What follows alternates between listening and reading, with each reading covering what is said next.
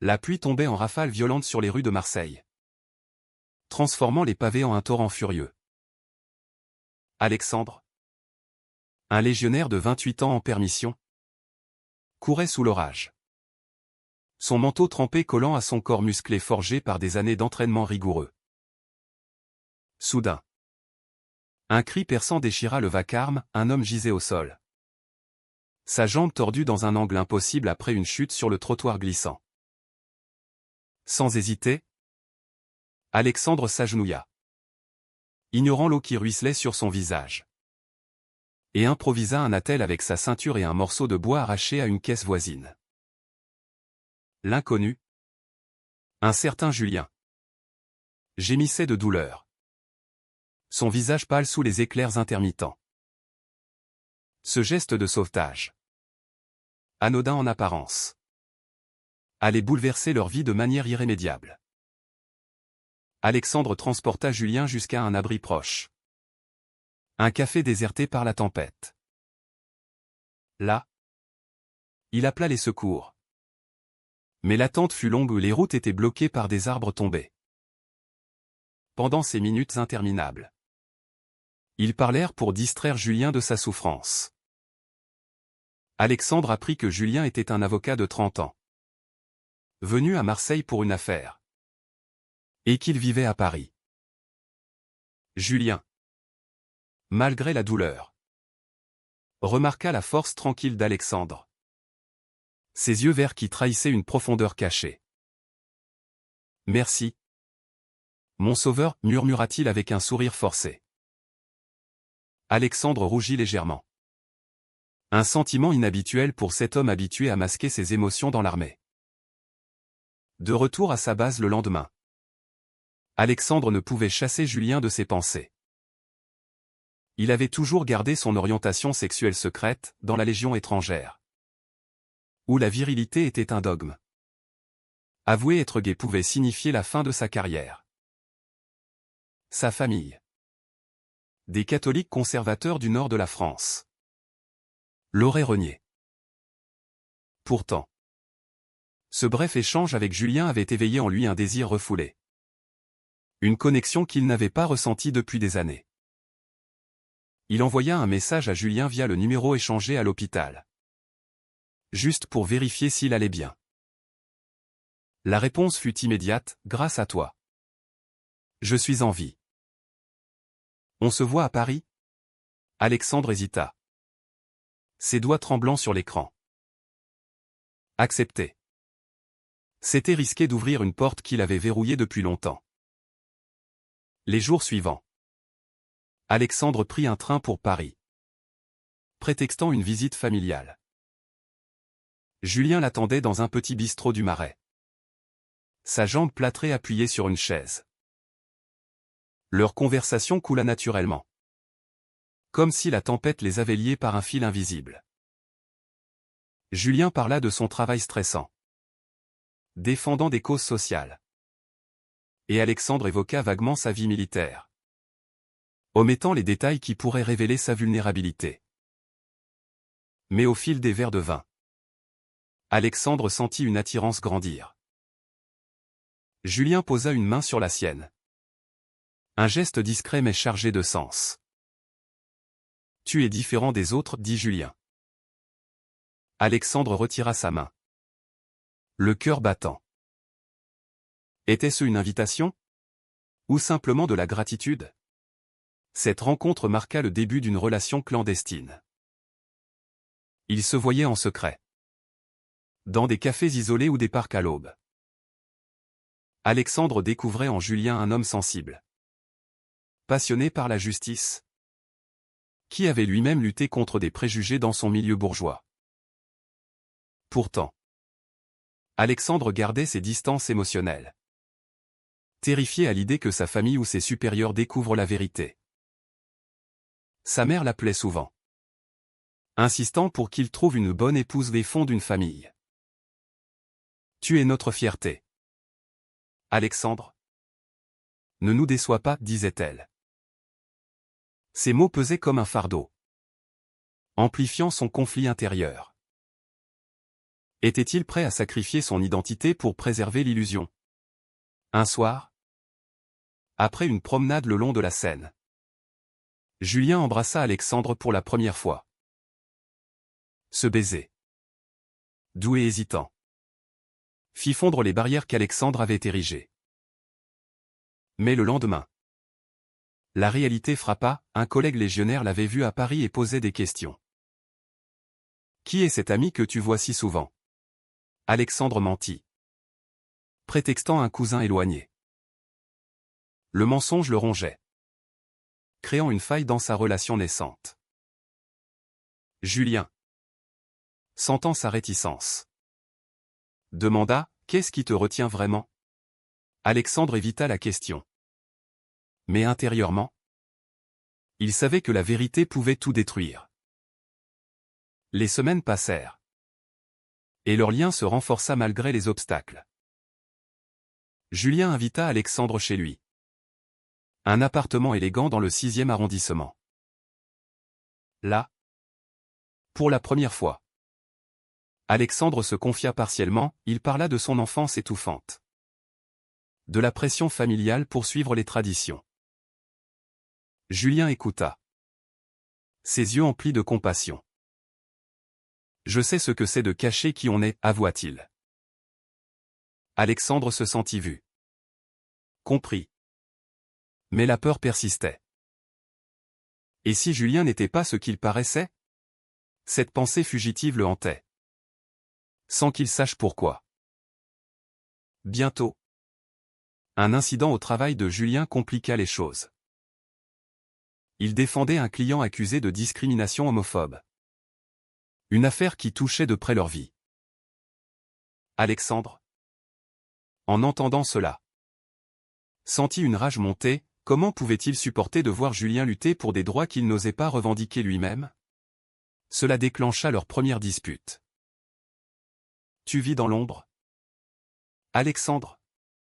À quoi bon cette vie si tu ne peux pas être toi? Cria Julien. Alexandre partit en claquant la porte. Le cœur en miettes. Était-ce de la trahison envers soi-même que de rester caché? De retour à la base. Alexandre rumina. Ses camarades organisaient une soirée où les blagues homophobes fusaient. Il rit jaune, masquant son dégoût. Mais ce soir-là, un appel de Julien changea tout. J'ai besoin de te voir. C'est urgent. Alexandre prit le risque, sautant dans un train de nuit. À Paris. Julien l'attendait. Le visage grave. Il y a quelque chose que je dois te dire, commença-t-il. Alexandre sentit un froid l'envahir. Était-ce la fin? Ou le début d'une révélation plus profonde? Alexandre arriva essoufflé à l'appartement de Julien. L'angoisse nouant son estomac. Julien, assis sur le canapé, sa jambe encore en convalescence, leva les yeux vers lui avec une expression mêlant culpabilité et détermination. Assieds-toi. S'il te plaît. Ce que je vais te dire va changer tout. Alexandre obéit. Son esprit tourbillonnant de scénarios catastrophes. Était-ce une rupture? Ou pire? Avait-il découvert quelque chose sur son passé militaire? Julien prit une profonde inspiration, je ne suis pas juste un avocat ordinaire. Mon père est le sénateur Dupont. Un des leaders du parti conservateur. Alexandre blêmit. Le sénateur Dupont était connu pour ses discours virulents contre les droits LGBT. Qualifiant le mariage gay de menace pour la famille traditionnelle. Cette révélation frappa Alexandre comme un coup de poignard. Comment Julien, fils d'un tel homme, pouvait-il être gay? Et pire, comment avait-il pu cacher cela? Julien poursuivit, j'ai grandi dans l'ombre de ses idées. Ma mère est décédée quand j'étais jeune. Et il m'a élevé avec ses valeurs rigides. J'ai étudié le droit pour le défier de l'intérieur. Mais je n'ai jamais osé lui avouer ma sexualité. Alexandre se leva d'un bond. la colère montant. Tu m'as menti. Tu savais que je suis gay. Que je vis caché? Et tu ne m'as rien dit. Julien baissa la tête. J'avais peur de te perdre. Comme toi. Je vis dans le mensonge. Cette nuit-là. Ils parlèrent jusqu'à l'aube. Alexandre confia ses propres luttes, l'entraînement brutal à la Légion. Où tout signe de faiblesse était puni, les lettres de sa sœur. Qui le pressait de se marier pour honorer la famille. Julien admit que son père l'avait poussé vers une carrière politique. Espérant qu'il prenne la relève. Il organise un gala bientôt. Et il veut que j'y aille avec une fiancée fictive pour les apparences. Alexandre sentit une jalousie mêlée à de la pitié. Leur relation, déjà fragile, était maintenant menacée par ses héritages familiaux toxiques. Les jours suivants, Alexandre rentra à la base. Mais la distance géographique n'apaisa pas le tumulte intérieur. Il reçut un message de sa mère, « Ton oncle est malade. Viens à Lille ce week-end. » Obligé. Il s'y rendit, retrouvant sa famille dans la maison bourgeoise où il avait grandi. Autour de la table, les conversations tournaient autour des valeurs traditionnelles. Son père, un retraité militaire, lança ces mots qui paradent. C'est une honte pour la France. Alexandre serra les dents, son estomac se nouant. Comment pouvait-il affronter cela alors qu'il aimait un homme issu du même moule? Pendant ce temps, Julien affrontait son propre démon. Son père l'appela pour confirmer sa présence au gala. Apporte une cavalière. Fiston. L'image compte. Julien hésita. Puis accepta. Mais intérieurement, il bouillonnait. Il envoya un message à Alexandre, « Je ne peux plus vivre comme ça. Viens avec moi au gala. » En tant qu'ami. Alexandre refusa net. C'est trop risqué. Imagine si on nous voit ensemble. Cette réponse blessa Julien. Qui se sentit rejeté? Était-ce de l'amour? Ou juste une échappatoire temporaire? Malgré tout, leur attirance les ramena l'un vers l'autre. Alexandre prit une permission et rejoignit Julien à Paris. Ils passèrent une soirée intense, discutant de leur choix. Si on continue, on doit être honnête, dit Julien. Alexandre acquiesça. Mais au fond, il doutait. Le lendemain, un incident au bureau de Julien accéléra les choses, un collègue soupçonneux fouilla dans ses affaires et trouva une photo de deux. C'est qui? Ce type, demanda-t-il.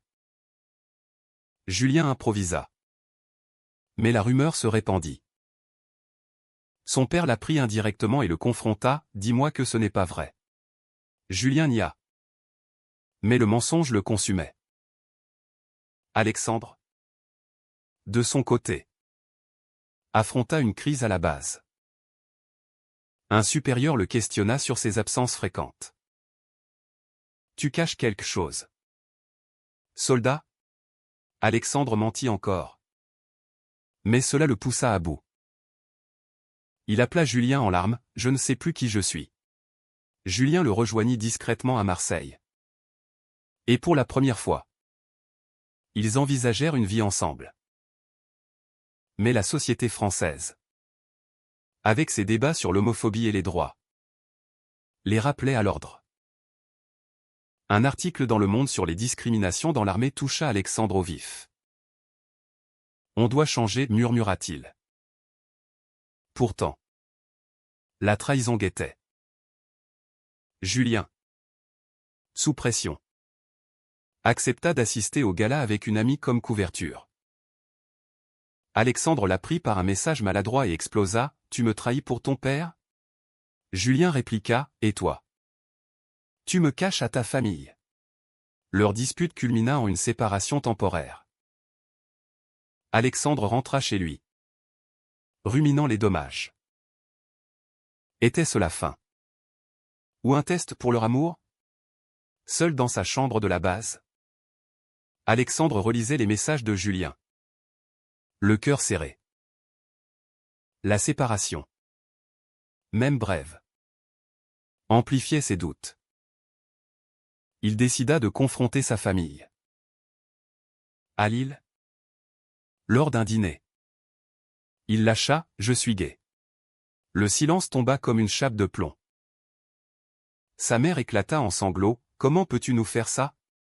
Son père, rouge de colère, tonna « Dans notre famille, on ne tolère pas ça. Sors d'ici. » Alexandre partit, le monde s'effondrant autour de lui. Il avait payé le prix de l'honnêteté, l'exclusion. Julien, informé par un appel paniqué, vint le chercher à la gare. « Je suis là pour toi », dit-il. Mais sa propre situation empirait. Son père, suspicieux, avait engagé un détective qui confirmait ses soupçons. « Tu me déçois, Julien. Si c'est vrai, tu perds tout, l'héritage, la carrière. » Julien affronta son père. « Oui. Je suis gay. Et j'aime quelqu'un. » Le sénateur explosa. « Tu ruines ma réputation. Choisis, ta vie perverse ou ta famille. » Julien choisit l'amour. Mais le coût fut immense, coupure financière. Ostracisme social. Réunis à Paris, Alexandre et Julien tentèrent de reconstruire. Ils louèrent un petit appartement, vivant modestement. Mais les pressions extérieures persistaient. Alexandre demanda une mutation. Mais l'armée enquêta sur sa vie privée. Un collègue, jaloux, répandit des rumeurs. Un gay dans la Légion? C'est une blague. Alexandre fut convoqué. « Si c'est vrai, tu es fini. » Il n'y a. Mais le mensonge le rongeait plus que jamais. Julien, de son côté, perdit des clients conservateurs. « Ton père nous a prévenus », disait-il. Un soir, lors d'une manifestation pour les droits LGBT place de la République, ils se tinrent la main publiquement pour la première fois. Mais un photographe les captura. Et la photo fit la une, le fils du sénateur Dupont en couple gay. Le scandale éclata. Le père de Julien démentit publiquement « Mon fils est manipulé ». Alexandre reçut des menaces anonymes de ses anciens camarades. Leur relation, exposée, devint un champ de bataille. Alexandre craqua « C'est trop. Peut-être qu'on devrait arrêter. » Julien, les larmes aux yeux, répliqua « Après tout ce qu'on a sacrifié. » Ils passèrent la nuit à débattre, pesant les choix moraux. Était-il éthique de persister malgré les dommages collatéraux? Julien proposa « Partons. Recommençons ailleurs. » Mais Alexandre, attaché à sa patrie, hésita. Le climax survint lors d'une confrontation familiale. Le père de Julien invita Alexandre à un dîner tendu.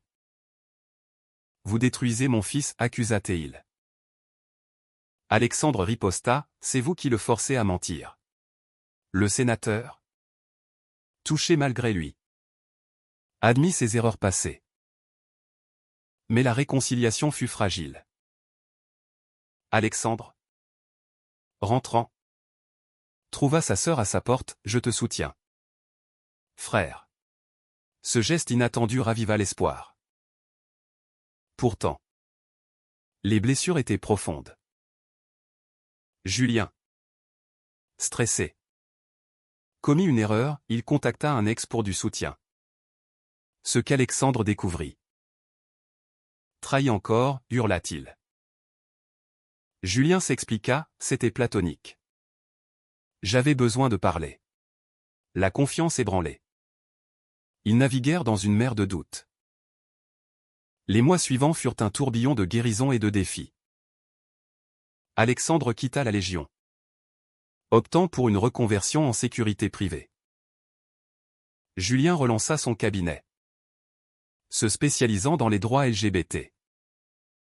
Leur couple, forgé dans l'adversité, gagna en force. Mais les cicatrices persistaient, Alexandre luttait contre la dépression, hanté par le rejet familial. Julien, lui, regrettait les liens brisés avec son père. Un jour, lors d'une thérapie de couple, ils affrontèrent leurs démons. « J'ai sacrifié ma carrière pour toi, dit Alexandre. » Julien répondit, « Et moi ? Ma famille. » Ces aveux libérèrent des tensions enfouies, menant à une intimité plus profonde. Ils participèrent à des groupes de soutien, aidant d'autres gays face aux préjugés sociétaux. Pourtant, un ultime test arriva. Le père de Julien, malade, le contacta, « Viens me voir. Avec ton ami. » Au chevet du lit d'hôpital. Le sénateur murmura, « J'ai eu tort. Pardonne-moi. » Julien pleura. Alexandre à ses côtés. Cette rédemption, inattendue, ferma un chapitre douloureux. Alexandre, inspiré, répara les ponts avec sa mère, qui accepta progressivement. Leur histoire devint un symbole discret de résilience. Ils voyagèrent en France, de la Côte d'Azur aux Alpes, renforçant leurs liens. Mais les débats sociétaux aux lois sur l'adoption gay, homophobie persistante les rappelaient à la vigilance. Alexandre écrivit un journal anonyme, partageant ses luttes pour inspirer d'autres. Julien plaida des affaires emblématiques, changeant des vies. Au final, leur amour triompha, mais au prix de sacrifices immenses. Ils s'installèrent dans une maison à la campagne, loin des jugements parisiens. Là, Alexandre murmura un soir, « Était-ce la bonne voie ?» Julien sourit, « Oui. Parce qu'on est vrai maintenant. Est-il moralement juste de mentir à sa famille pour protéger un amour naissant ?